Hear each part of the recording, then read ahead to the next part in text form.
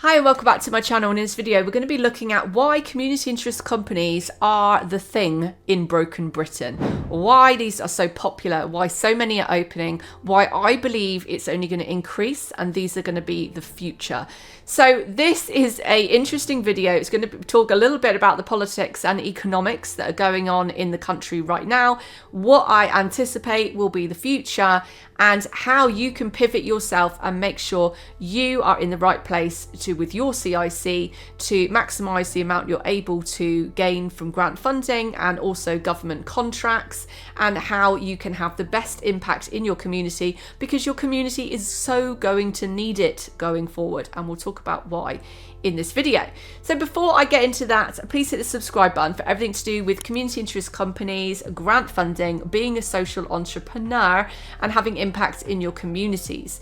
So if you are interested in starting a CIC and you haven't yet, please go and look at my £99 course. It's still available, how to set up CIC and get grant funded in 4 months. I've also got my CIC Tribe membership, which is a great community of CIC owners across the UK, and we've got lots of expert help, lots of different training events, all kinds of resources packed in that CIC Tribe membership. So go and check that out. Now, that's aside, so let's get into it. So it is interesting at the moment. I think there's been lots of talk about Britain, where we're going economically, with taxation, with the jobs market, all sorts of talk about, the jobs market going down, unemployment going up, services being cut. Then there's more money for services in this area, but not in this area. Then there's issues like AI coming to steal our jobs and all of this sort of thing.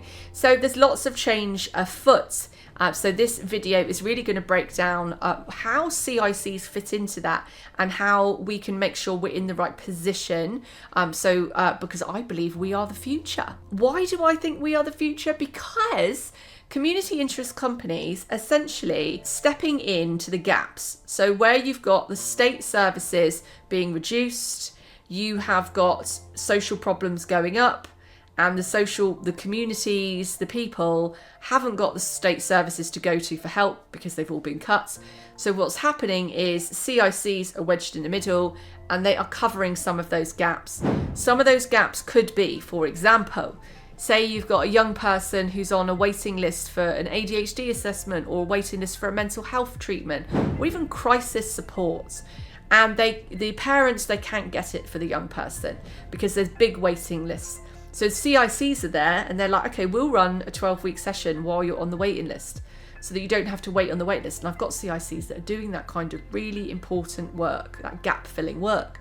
The other thing CICs can do is, if they intervene at the point of crisis, because the state services won't intervene until people are hospitalised, then actually CICs are able to be step in at that early intervention stage, which then prevents the crisis worsening and them ending up in hospitals or critical crisis care.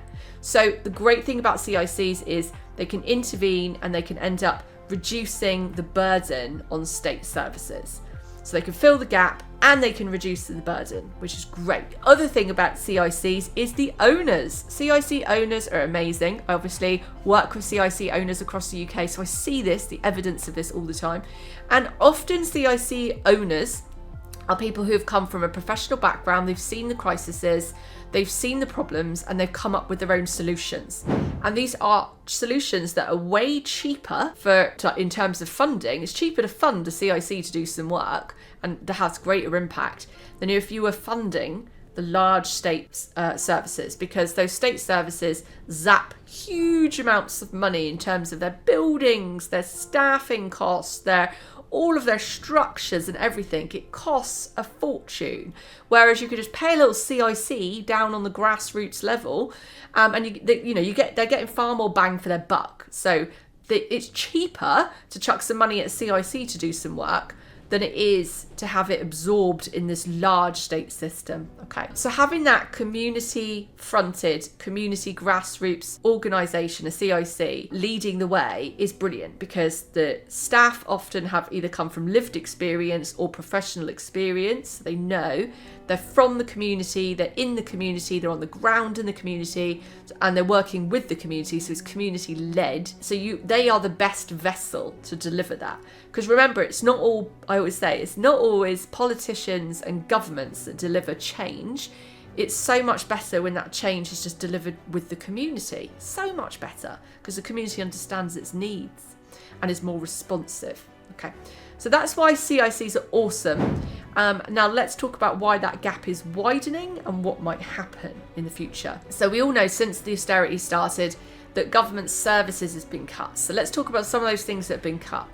One of those things that have been cut is youth centres. So youth clubs got dropped years ago, didn't they? So youth clubs got dropped. That all went, local authorities used to have millions in a pot for youth funding.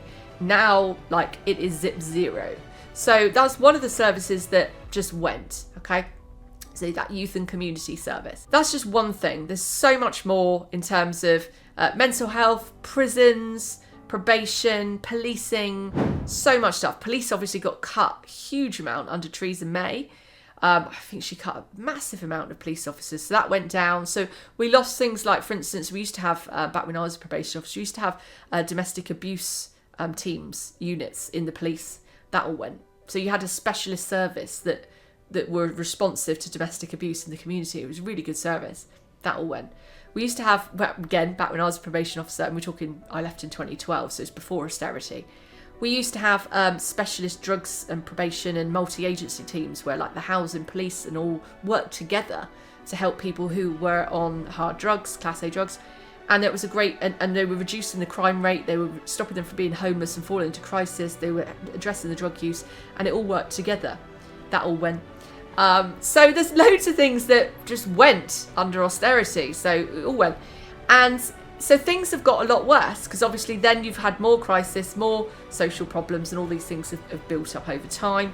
Where are we now? Well, politics aside, it doesn't seem to matter who you're voting for, because it's not really ever going to be able to come back, because it's to do with how our government has borrowed too much money and how then the lenders aren't going to keep lending to our government, so then we can't keep paying out for all this social spending.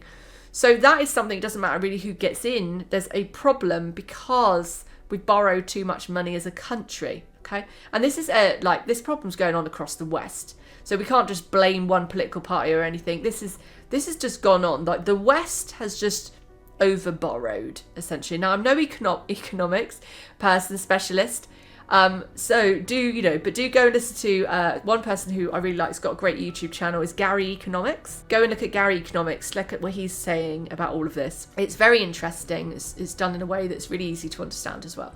So we can see what's happening economically is the spending can't go up because the amount we've borrowed.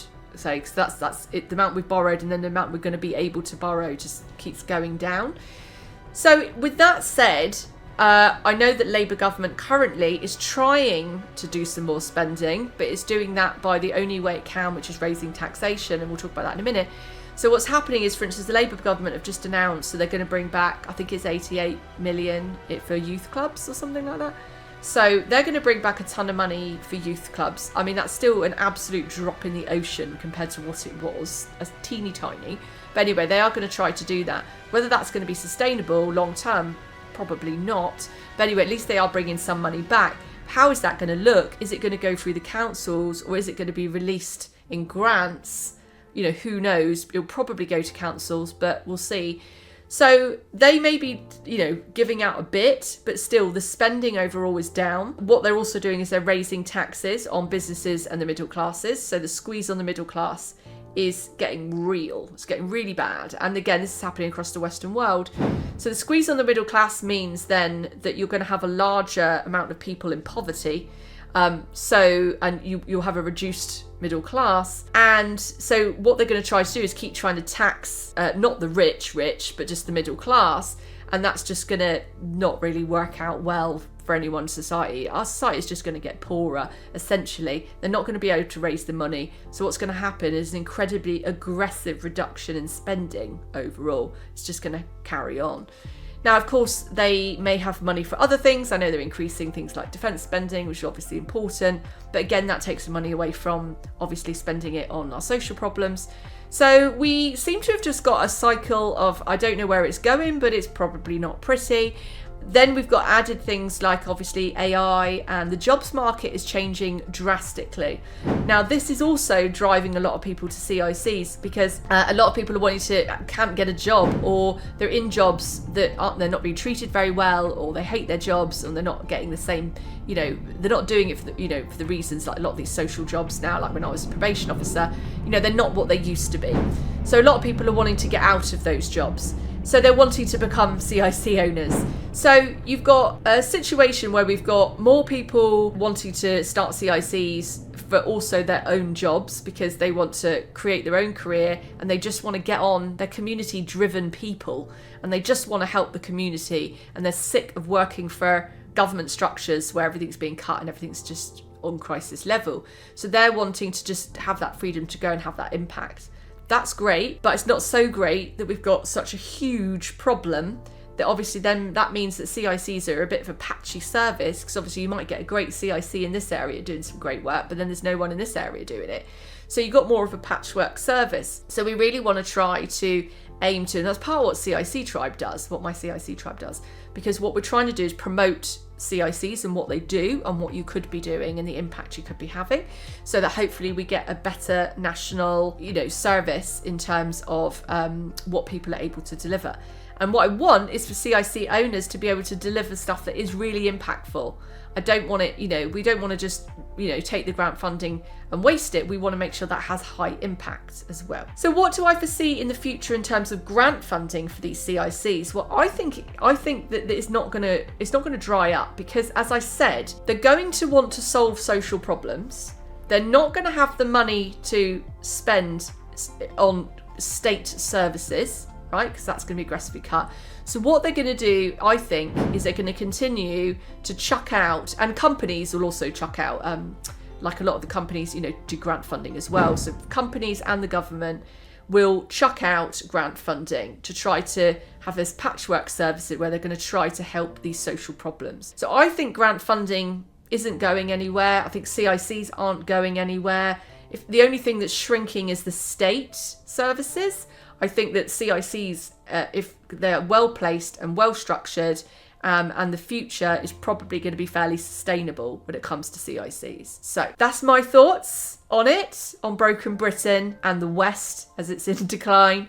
So what do you think? I'm not scaremongering. I think I've given a mixed picture there. Like there's some optimistic things, there's some not. I think it's an interesting time to be a CIC owner. Tell me what your thoughts are in the comments. I hope that was thought-provoking and didn't scare you too much. And yeah, go over and check out Gary Economics' YouTube channel.